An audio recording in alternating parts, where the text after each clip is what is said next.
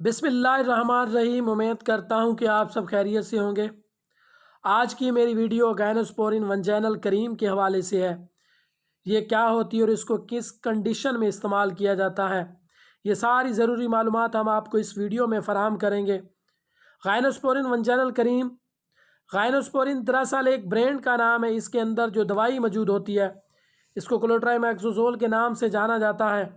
یہ ایک anti fungal medicine ہے جو فنگل انفیکشن کو کنٹرول کرنے کے لیے استعمال کی جاتی ہے۔ گائنوسپورین کریم کا استعمال ان خواتین میں کرایا جاتا ہے جن کو ایسٹ فنگل انفیکشن ہو جاتا ہے، ولوا میں خارش ہوتی ہے، ایچنگ ہوتی ہے۔ خارش اور انفیکشن اتنا زیادہ ہوتا ہے کہ متاثرہ عورت کو بہت زیادہ تکلیف میں مبتلا کر دیتا ہے۔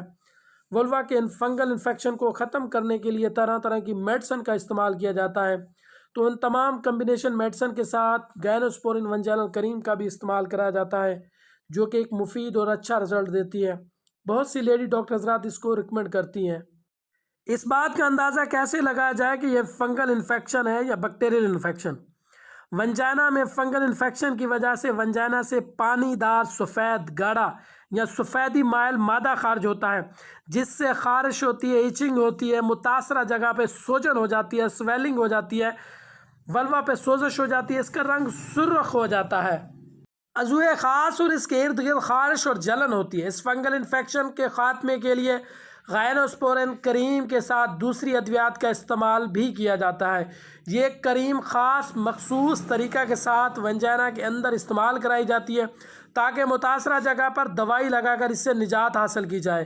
کچھ خواتین پریشان ہوتی ہیں کہ ان کو یہ انفیکشن جنسی ملاپ کے ذریعے ہوا ہے۔ یہ انفیکشن غیر شادی شدہ خواتین میں بھی ہو سکتا ہے، حاملہ خواتین بھی اس سے بہت زیادہ متاثر ہوتی ہیں۔ یہ انفیکشن مرد سے عورت میں منتقل نہیں ہوتا، ہاں البتہ اگر کوئی شخص متاثرہ عورت سے ہم بستری کرے اور پھر وہی شخص کسی دوسری عورت کے ساتھ ہم بستری کرے تو اس میں یہ انفیکشن ہو سکتا ہے۔ فنگل انفیکشن سے متاثرہ عورت سے ہم بستری کے کرنے پر مرد کے عضو تناسل پر جلن ہوتی ہے، خارش ہوتی ہے اور فنگل انفیکشن بھی ہو سکتا ہے۔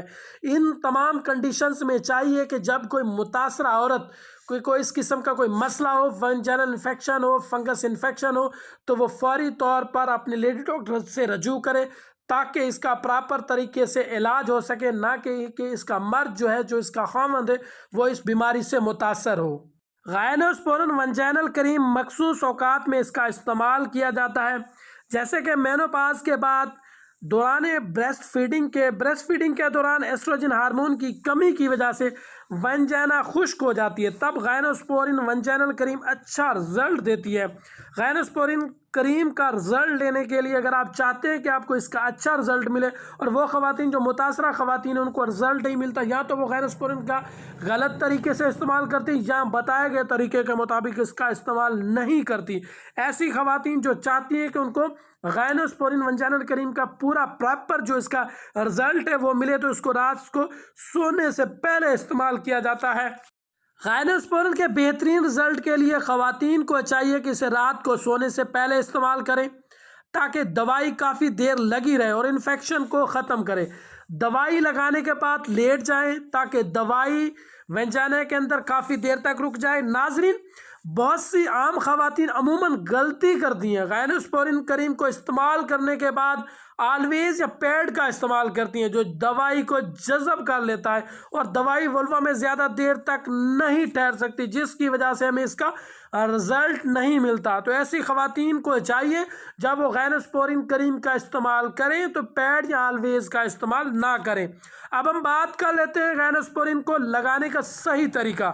گائنوسپورین کریم کو لگانے کے لیے آپ کے پاس صاف تولیہ موجود ہونا چاہیے، صابن اور پانی موجود ہونا چاہیے۔ سب سے پہلے جگہ کا انتخاب کریں جہاں پر آپ پرسکون ہو کر لیٹ کر دوائی کو استعمال کر سکیں۔ اس کریم کو لگانے کے لیے اپلیکیٹر اس کے اندر جو موجود ہوتا ہے، ہر ٹیوب کے اندر اپلیکیٹر موجود ہوتا ہے، اس کا اپنا اپلیکیٹر ہوتا ہے جو ٹیوب کے اندر موجود ہوتا ہے۔ سب سے پہلے اپنے ہاتھوں کو صابن کے ساتھ اچھی طرح واش کریں، صاف کریں۔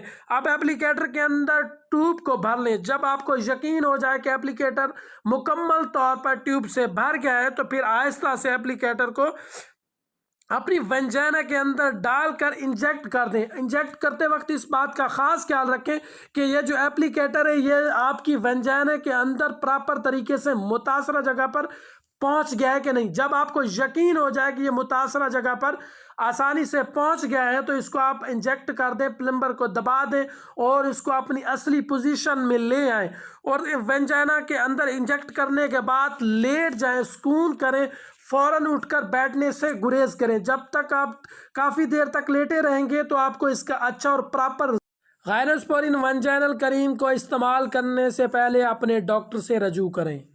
امید کرتا ہوں کہ میری ویڈیو آپ کو پسند آئی ہوگی۔ کمنٹ سیشن میں اپنی رائے کا اظہار ضرور کریں۔ نئے آنے والے سامعین سے گزارش ہے کہ ہمارے چینل کو سبسکرائب کریں، بیل آئیکن کو پریس کریں تاکہ آنے والی نیو ویڈیو کا نوٹیفیکیشن آپ کو بآسانی مل سکے۔ انشاءاللہ نیکسٹ ویڈیو میں ایک اچھی معلوماتی ویڈیو کے ساتھ ملاقات ہوگی۔ تب تک کے لیے اپنا اور اپنے اہل و عیال کا خیال رکھیں۔ اللہ حافظ۔